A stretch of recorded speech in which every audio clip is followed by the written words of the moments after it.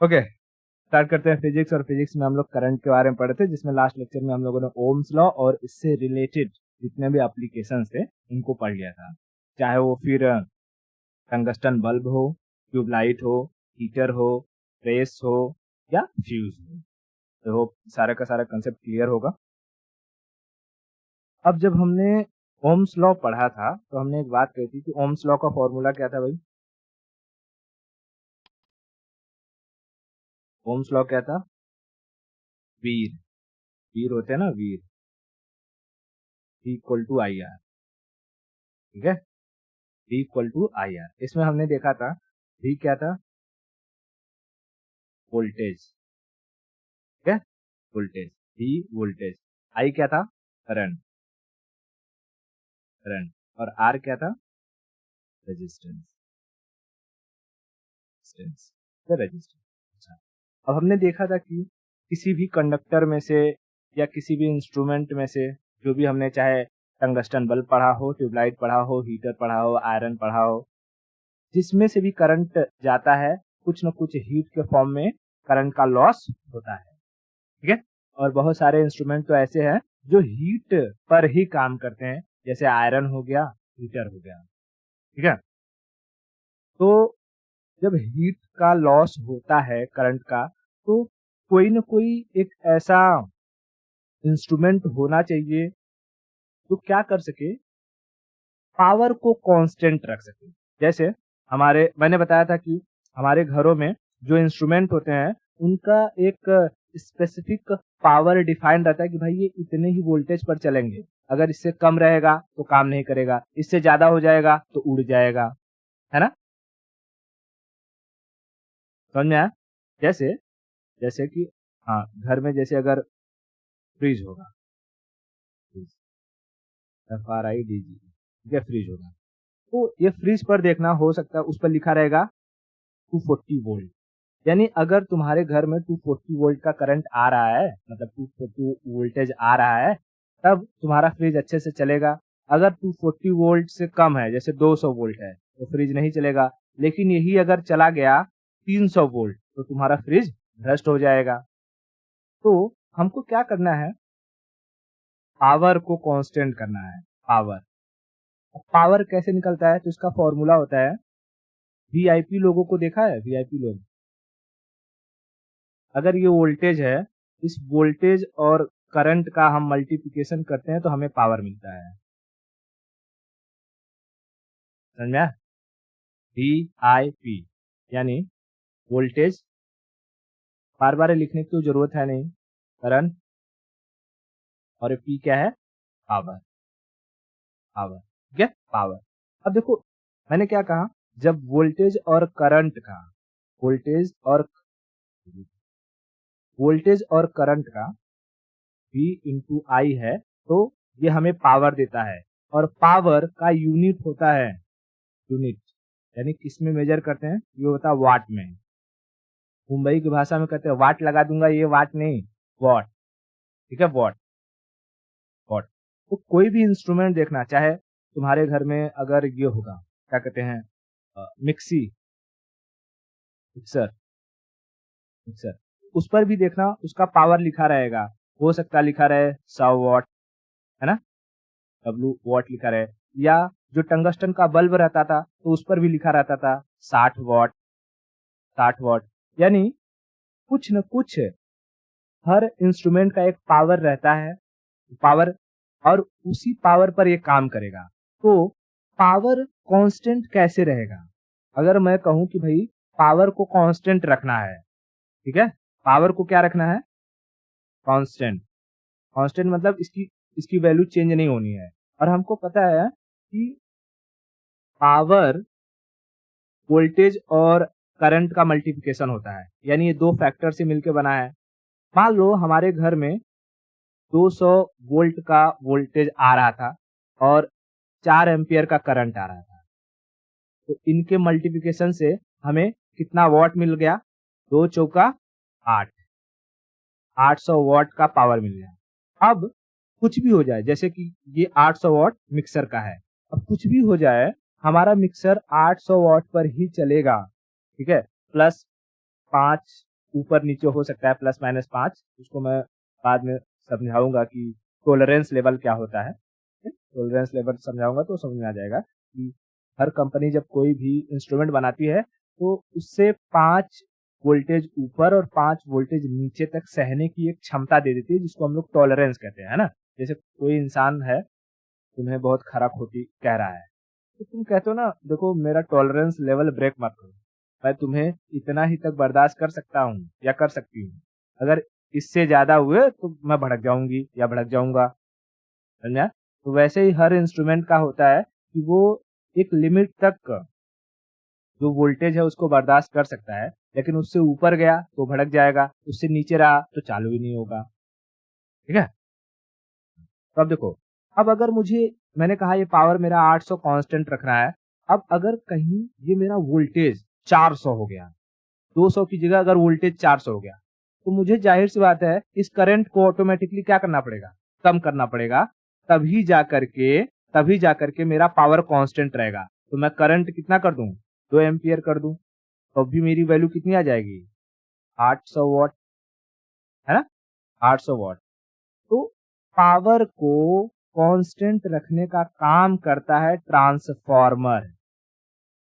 Transformer, ठीक है, transformer देखा होगा। अभी हम ट्रांसफॉर्मर नहीं पढ़ रहे हैं, हम यहाँ जस्ट पावर का कंसेप्ट बता रहे हैं, इसलिए वहां पर ट्रांसफॉर्मर का नाम आता है। तो तुमने देखा होगा कि जो बिजली के खंभे होते हैं, ठीक है, यहाँ से जो ट्रांसमिशन लाइंस होते हैं, ट्रांसमिशन लाइंस, और ये गए रहते हैं, तो हमको पता है इसमें से जब करंट जाएगा तो ये हीट के फॉर्म में कुछ न कुछ लॉस होगा।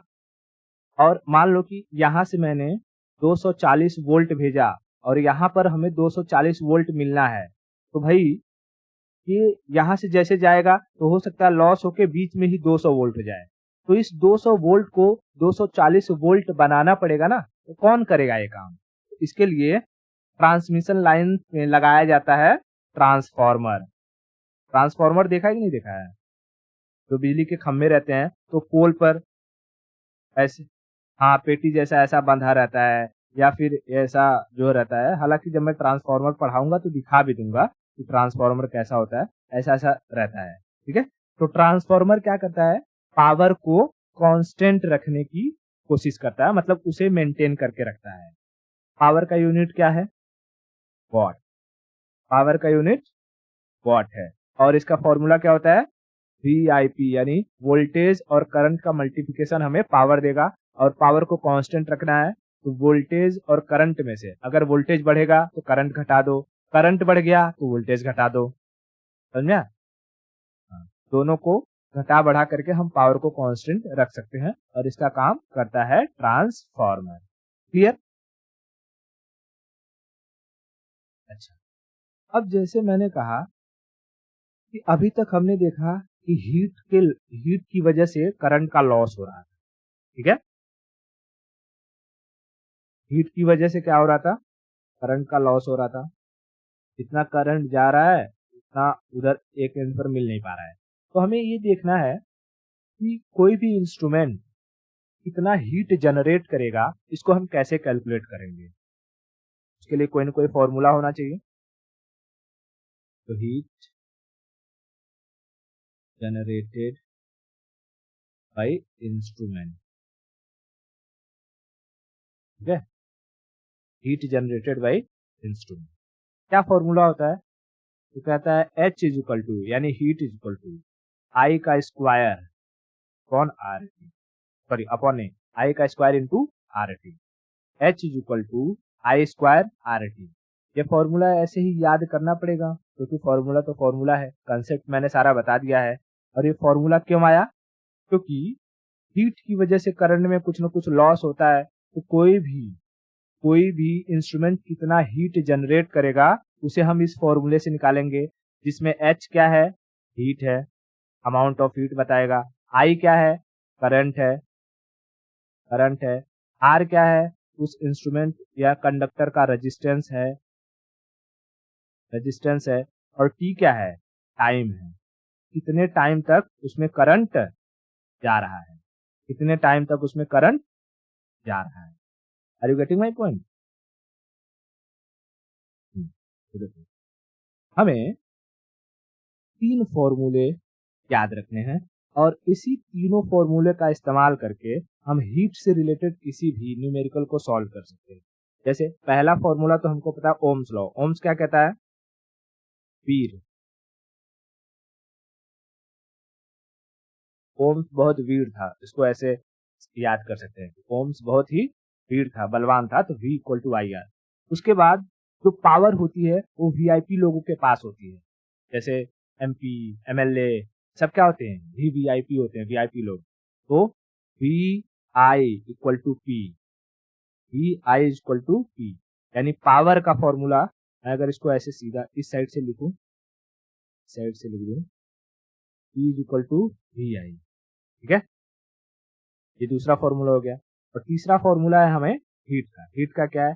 H is equal to I square RT।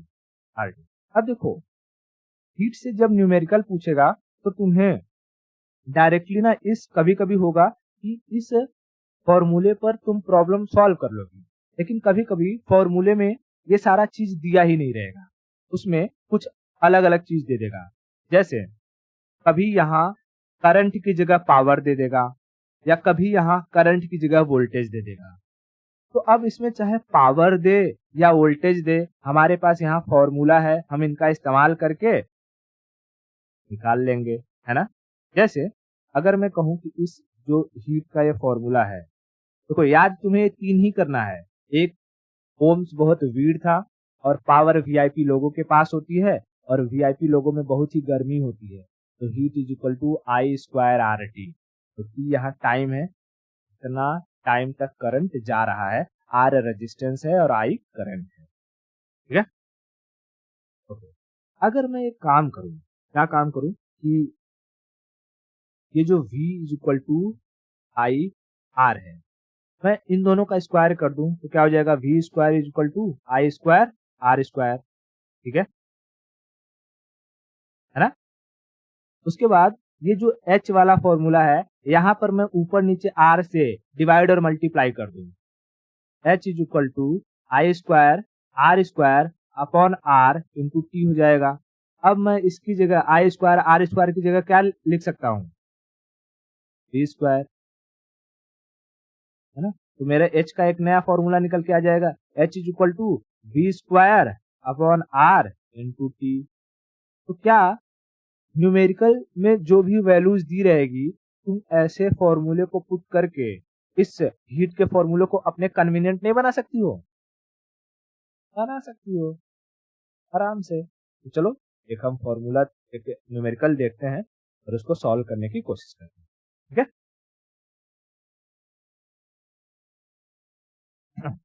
Numerical कहता है कि 220 वोल्ट पर 220 वोल्ट पर 5 एम्पियर की धारा, धारा यानी करंट, 5 एम्पियर की धारा, धारा यानी करंट, ठीक है, 5 सेकंड तक प्रवाहित होती है। 5 सेकंड तक प्रवाहित होती है, ठीक है, 5 सेकंड तक प्रवाहित होती है। तो उत्पन्न उष्मा यानी हीट कितना होगा? तो उत्पन्न उष्मा यानी हीट कितना होगा? सिंपल, हम कैसे सॉल्व करेंगे? पहले हम डेटा लिख लेंगे। डेटा में क्या दिया है? P दिया है 220, I दिया है 5 एम्पियर, फिर टाइम दिया है 5 सेकेंड, है। उसके बाद H पूछ रहा है। पहले तो हम H का फॉर्मूला लिखेंगे कि भैया फॉर्मूला होता है H is equal to I square RT, ठीक है। H is equal to I square RT, लेकिन हमें यहाँ पर R की वैल्यू तो दिया ही नहीं है, हमें R निकालना होगा। कैसे निकालेंगे R? तो कोई समस्या नहीं, R निकालना बहुत आसान है। हमको एक चीज पता है, V is equal to I R, तो V upon I is equal to R हो जाएगा। वीर वाला फॉर्मूला लगा दिया। अब वोल्टेज है, करंट है, तो वोल्टेज है 220 वोल्ट, करंट है 5, 220 upon 5 is equal to R, काटेंगे तो कितना हो जाएगा, 5 चौका 20, बचा 2 और फिर 5 चौका 20 यानी 44 ओम। आर की वैल्यू क्या आ गई, R is equal to 44 ohm. Resistance की यूनिट ओम होती है। अब हमें आर की वैल्यू मिल गई तो हम पुट कर देते हैं इस फॉर्मूले में, कर देते हैं H इज इक्वल टू आई की वैल्यू क्या है 5 एम्पियर, तो 5 का स्क्वायर हो जाएगा इनटू आर कितना आया 44 इनटू टाइम कितना है 5 सेकेंड, तो H इज इक्वल टू 5 पचे 25 बूटे 44 बूटे 5 है ना। तो हम 25 पंजे 125 125 बूटे 44 और इसको मल्टीप्लाई करेंगे तो कितना आ जाएगा 5500। और हीट है, हीट का यूनिट होता है जूल, तो 5500 जूल एनर्जी प्रोड्यूस करेगा जो भी इंस्ट्रूमेंट होगा जिसमें 220 वोल्ट जा रहा है, जिसका करंट है 5 एम्पियर और 5 सेकेंड तक उसमें वो करंट गया, उसकी वजह से 5500 जूल का हीट को इंस्ट्रूमेंट प्रोड्यूस करेगा। समझ में आ गया। तो हीट से रिलेटेड कैसे कैसे सवाल पूछे जा सकते हैं, इस तरीके से अब सॉल्व हो जाएगा। चलो अब बता दो मुझे पहले V is equal to I R, ये किसका फॉर्मूला है, ओम ओम ओम, ओम ने दिया था ना, ओम का फॉर्मूला है ओम। बताओ ये जो V है, V क्या है, वोल्टेज, करंट क्या है, सॉरी आई क्या है करंट, ठीक है। करंट का यूनिट क्या है एम्पियर, बहुत बढ़िया। आर क्या है, रेजिस्टेंस का यूनिट क्या है ओम, ठीक है। उसके बाद हमने देखा V I is equal to P, बताओ यहाँ P क्या है, पावर का यूनिट क्या होता है वॉट, वॉट को पूरा वॉट लिखते हैं, ठीक है। उसके बाद आता है H is equal to I square R T, बताओ H क्या है, हीट का यूनिट क्या होता है जूल, T क्या है टाइम का यूनिट सेकंड। तो सारे के सारे फॉर्मूले याद हो गए और इसका रिलेटेड कैसे न्यूमेरिकल रहेगा वो भी देखेंगे। आगे बढ़े अब यहाँ हमारा रेजिस्टेंस जो रजिस्टर वगैरह था वो सारा का सारा खत्म होता है। अब हम इस करंट में एक नए जो इंस्ट्रूमेंट होता है या एक नया एलिमेंट होता है उसको पढ़ते हैं, उसको हम कहते हैं कैपेसिटर। क्या कहते हैं कैपेसिटर,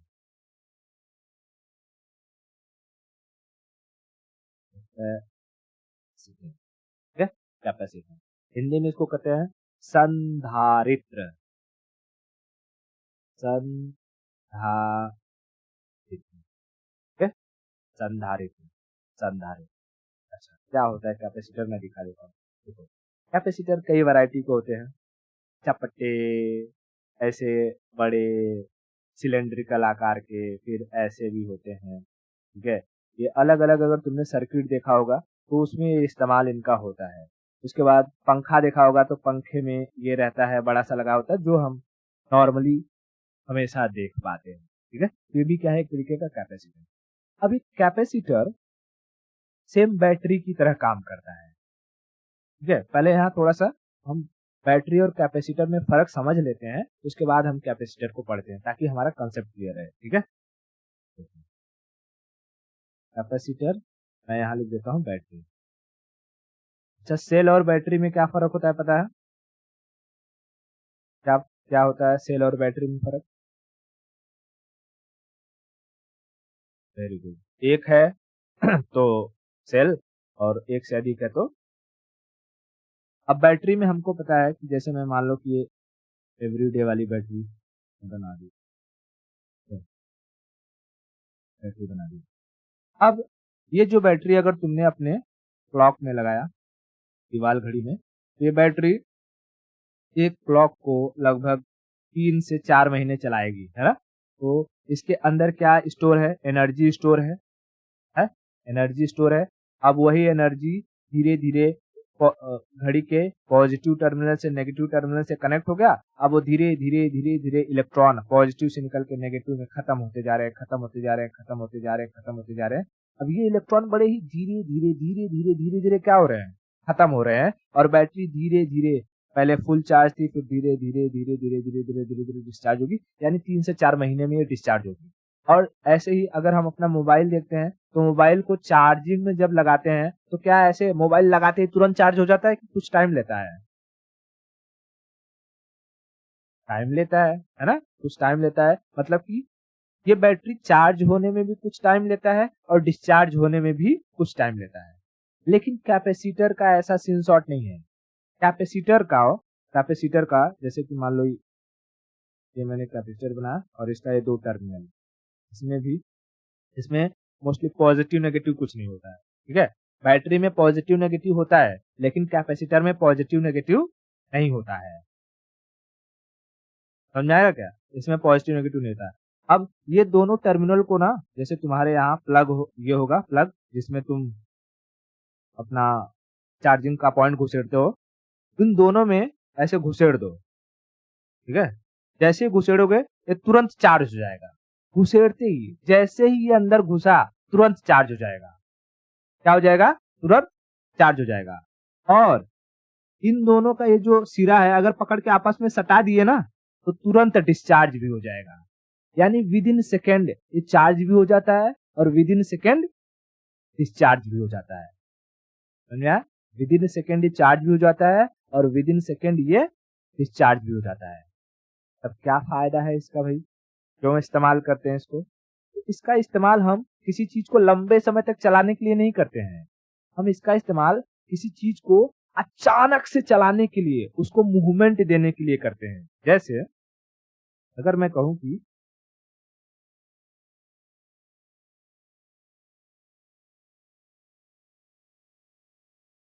क्या है,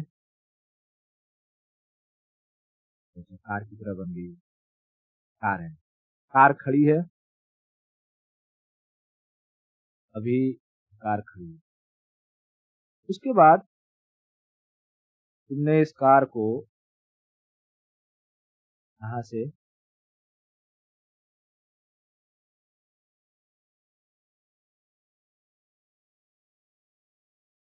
धक्का मारना शुरू किया, ठीक है? तुम इस कार को धक्का मार रहे हो, कार तो उल्टा हो गया, भूतना हो गया है।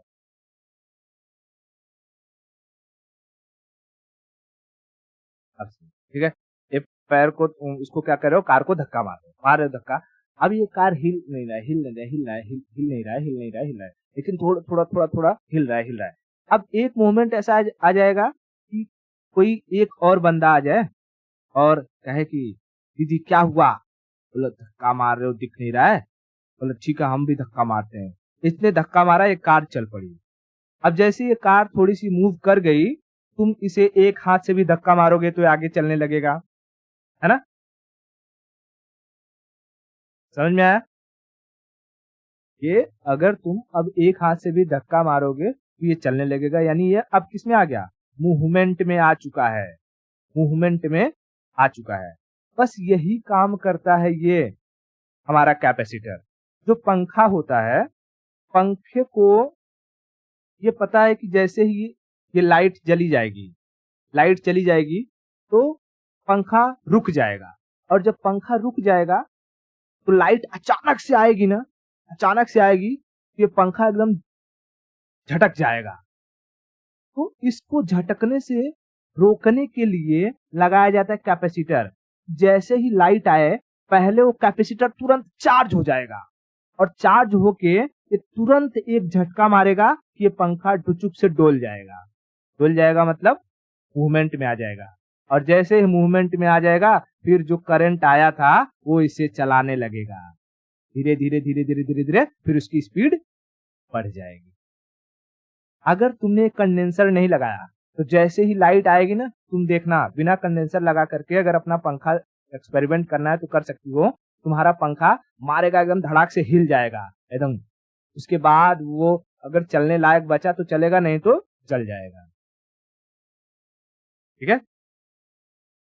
तो कभी कभी क्या हो जाता है, हाँ, कभी कभी ये हमारा जो कैपेसिटर होता है, कैपेसिटर ये खराब हो जाता है, ये लोड उतना चार्ज नहीं हो पाता है, तो हमारे पंखा ना बहुत ही स्लो स्लो स्पीड से चलता है।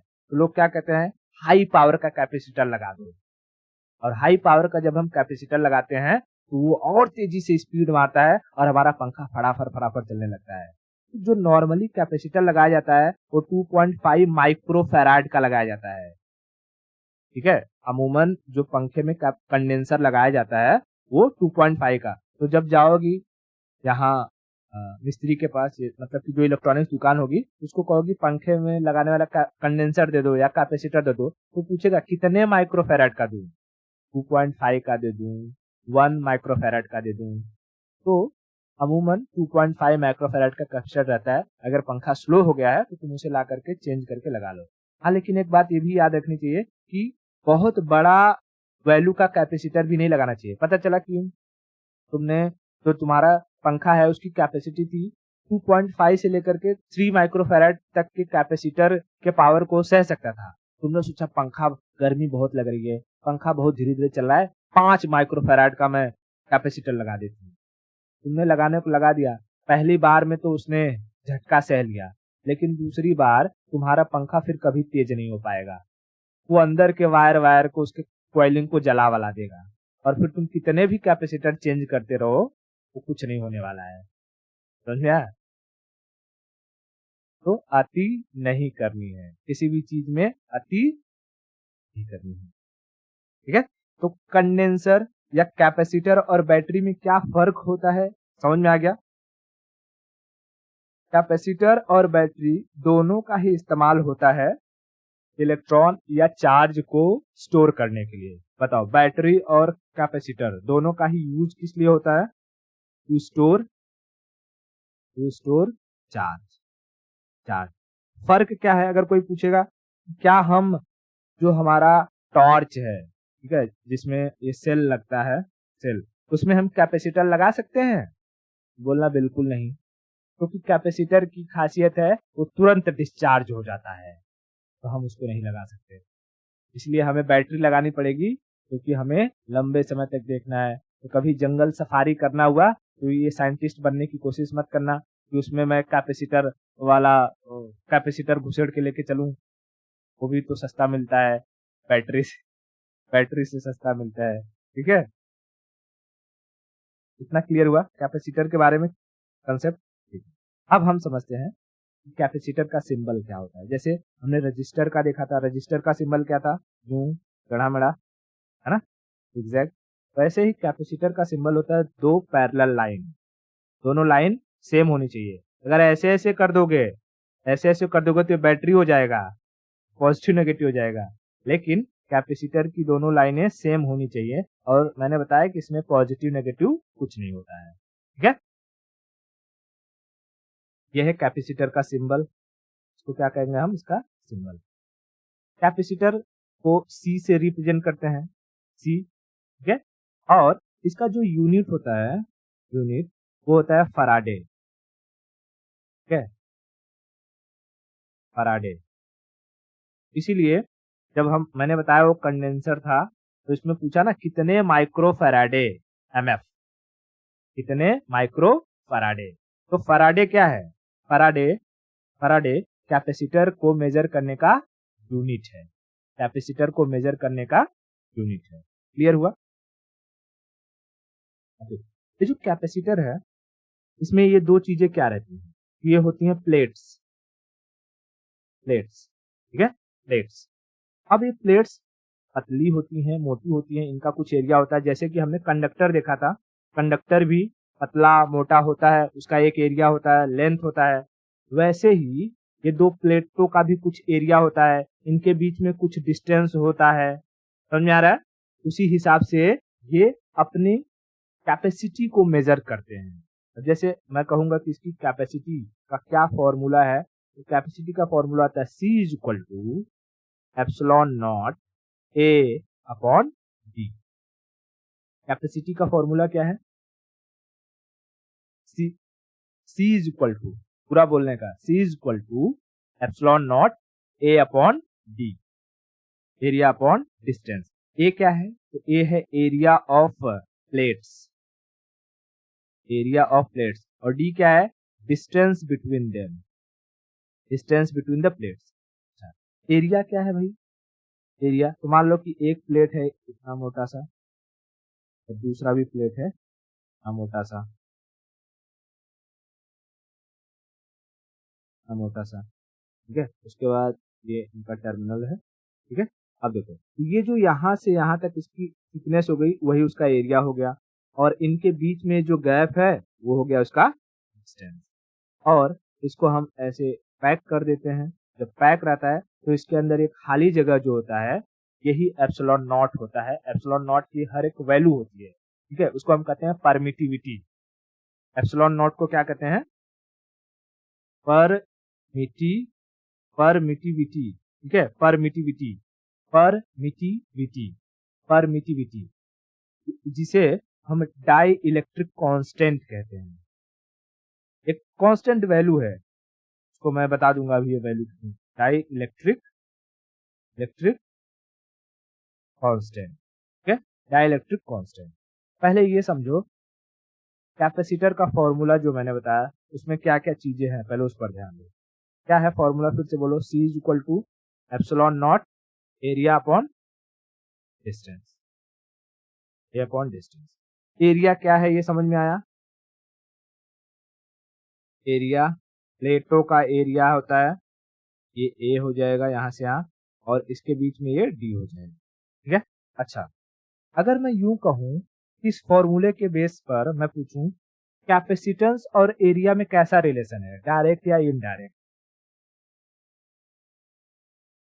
कैपेसिटेंस, सी क्या है? कैपेसिटेंस, कैपेसिटेंस यानी कि इसकी क्षमता कितनी है। अच्छा, इनवर्सली का मतलब होता है उल्टा रिलेशन, ठीक है। देखो, एक रिलेशन होता है जिसको हम कहते हैं डायरेक्ट, ठीक है, हाँ, डायरेक्टली होता है, दूसरा होता है इनवर्सली। इनवर्सली, इनवर्सली डायरेक्टली में क्या है कि अगर एक बढ़ेगा तो दूसरा भी बढ़ेगा, और इनवर्सली में एक बढ़ेगा तो दूसरा घटता है। तो जो सामने सामने चीजें हैं, जैसे कि C और A सामने है, अगर मैं इसको यहाँ नीचे 1 कर दूं तो ये भी ऊपर भी न्यूमरेटर और ये भी ऊपर भी न्यूमरेटर, दोनों ही न्यूमरेटर में रहते हैं जब, तो उन्हें हम कहते हैं कि उनके साथ डायरेक्ट रिलेशन है, इनवर्स रिलेशन नहीं, उन्हें हम कहते हैं डायरेक्ट रिलेशन। लेकिन जब एक चीज न्यूमरेटर में हो यानी ऊपर हो और दूसरा डिनोमिनेटर में हो, तब हम कहते हैं कि उनके साथ इनवर्स रिलेशन है। तो अगर मैं कहूं कि C और A में कैसा रिलेशन है, वो डायरेक्ट रिलेशन है, और C और D में कैसा रिलेशन है, वो इनवर्स रिलेशन है। इतना क्लियर है? अब देखो, जब मैं कहूंगा कि भाई अगर डायरेक्ट रिलेशन है, तो मैं अगर प्लेटों का जो एरिया है, एरिया बढ़ाऊंगा तो कैपेसिटी क्या होगी? कैपेसिटर की जो कैपेसिटी है वो क्या होगी? बढ़ेगी। यानी जितना मोटा प्लेट उतना अधिक चार्ज को स्टोर करने की उसकी क्षमता है। और वही अगर एरिया घटा दूंगा तो कैपेसिटेंस घट जाएगा, यानी क्षमता घट जाएगी। सेम सिचुएशन ये डिस्टेंस के साथ है कि अगर मैं डिस्टेंस को कम करूंगा, यानी ये प्लेटों को और कम करते जाऊं, जैसे एक प्लेट, दो प्लेट यहाँ है, फिर इनकी डिस्टेंस में कम कर दूं, यहाँ और कम कर दूं या और कम कर दूं, तो जैसे जैसे मैं डिस्टेंस को कम करते जाऊंगा कैपेसिटेंस बढ़ते जाएगा। अगर मैं डिस्टेंस 0 कर दूं तो कैपेसिटेंस क्या हो जाएगा? अनंत, इनफाइनाइट, है ना। 1/0 क्या होता है?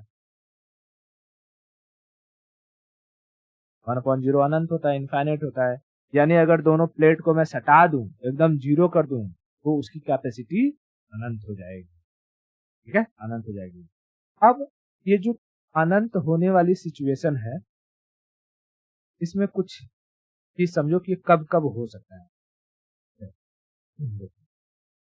जैसे जो प्लेट है, अगर इन दोनों प्लेटों को मैं टच कराऊं किसी मेटालिक कंडक्टर से, ठीक है, किसी मेटल से, इनके बीच में जो खाली जगह था मैंने क्या भर दिया, मेटल भर दिया, जिसने दोनों को सटा दिया। अब दोनों को सटा दिया इसका मतलब सिंपल क्या हो गया, इनके बीच का डिस्टेंस ही खत्म हो गया, है ना। तो डिस्टेंस खत्म हो जाएगा तो भी कैपेसिटी क्या हो जाएगी, इनफाइनाइट हो जाएगी, कैपेसिटी इनफाइनाइट हो जाएगी। लेकिन अगर मैं इन्हीं प्लेट्स को किसी किसी जो नॉन कंडक्टर है, जैसे कोई लकड़ी बोल रहा हूँ, लकड़ी, कोई लकड़ी नॉन कंडक्टर से अगर मैं टच कराऊं, ठीक है, नॉन कंडक्टर से अगर मैं टच कराऊं, या नॉन मेटल जिसको कहते हैं नॉन मेटल, ठीक है, नॉन मेटल से अगर मैं टच कराऊं तो इनकी जो कैपेसिटी होती है वो जीरो हो जाती है। कैपेसिटी क्या हो जाती है, जीरो। मतलब ये कोई भी चार्ज को स्टोर नहीं कर। तो यहाँ 3 केसेस हमें याद रखने हैं। क्या याद रखने हैं, एक, अगर डिस्टेंस हो गया जीरो तो कैपेसिटेंस हो जाएगा इनफाइनाइट। प्लेटों को सटा दिया किसी मेटल से तो भी कैपेसिटेंस हो जाएगा इनफाइनाइट। और प्लेटों को अगर सटा दिया किसी नॉन मेटल से तो कैपेसिटेंस हो जाएगा जीरो। क्लियर है। तो ये हमने एक फॉर्मूला देखा इस कैपेसिटर कैरेक्टरिस्टिक को पहचानने के लिए। कैपेसिटर का काम क्या होता है, उसकी जो वैल्यू है वो हम कैसे घटा बढ़ा सकते हैं, ठीक है, ये चीज। लेकिन अब चूंकि हमको पता है, जैसे चाहे बैटरी हो या कैपेसिटर हो, दोनों किस चीज को स्टोर करते हैं, स्टोर करते हैं चार्ज को, है ना, चार्ज को स्टोर करते हैं। तो जब चार्ज को स्टोर करते हैं, चार्ज से रिलेटेड भी इनका कोई ना कोई रिलेशन होना चाहिए। तो कैपेसिटर का चार्ज से रिलेशन होता है C=Q/V, या इनको मैं सीधा करूं तो Q=CV। देखो, क्या मुझे Q बताने की जरूरत है, Q क्या है यहाँ पे, Q वही चार्ज है। V बताने की जरूरत है, V क्या है, वोल्टेज, वही वोल्टेज। और C क्या है, कैपेसिटेंस, कैपेसिटेंस, कैपेसिटेंस। तो जब हम स्टोरेज की बात करेंगे कि भाई ये क्या स्टोर करता है, तो उसके लिए Q=CV कहो या C=Q/V कहो, ये फॉर्मूला। लेकिन जब हम इसके कैरेक्टर की बात करेंगे, ये काम कैसे करता है, फंक्शनिंग क्या है, इसकी क्षमता कैसे मेजर करेंगे, तब उसके लिए हमें ये फॉर्मूला याद करना रहेगा। समझ आ रहा है। तो कैपेसिटर की कैरेक्टरिस्टिक को बताती है ये फॉर्मूला C=ε0A/D। और कैपेसिटर जिसे स्टोर करता है चार्ज को, अगर उनके बारे में समझना है तो हमें ये फॉर्मूला C=Q/V या Q=CV सीधा करके जो पढ़ना है वो। Are you getting my point. तो देखो, कैपेसिटर के हमने 2 फॉर्मूले देखे। फॉर्मूला नंबर 1 जो इसके कैरेक्टरिस्टिक को बताएगा, C=ε0A/D। फॉर्मूला नंबर 2 Q=CV, या वही चीज C=Q/, ठीक है। ये 2 फॉर्मूला, ठीक है। यहां तक कंसेप्ट क्लियर है क्या, कहीं कोई दिक्कत। अब देखो, अब जब हम एनर्जी की बात कर रहे हैं, मतलब कि चार्ज की बात कर रहे हैं, तो चार्ज हमको पता है कि जब फ्लो करता है तो करंट हो जाता है, और कहीं स्टोर हो जाता है तो उसे हम एनर्जी कहते हैं, है ना। कहीं स्टोर हो जाता है तो उसे हम एनर्जी कहते हैं। तो अगर एनर्जी के फॉर्म में हमें कैपेसिटर का फॉर्मूला देखना हो, तो वो होता है E=12 C वी स्क्वायर।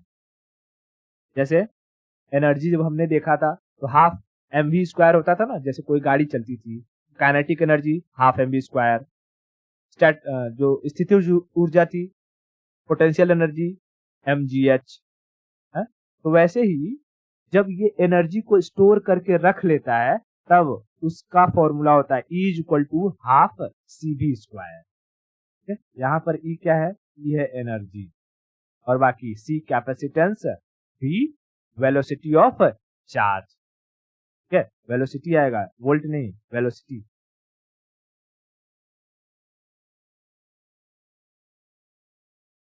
हाँ हाँ, ठीक है, इतना क्लियर है। तो वहां पर तो जैसे कि वेलोसिटी रहता ही था यहाँ पर। अब देखो ये सारे के सारे जब हम इनसे रिलेटेड न्यूमेरिकल्स को जब सॉल्व करेंगे तो जो फॉर्मूले हैं वो और क्लियर हो जाएंगे।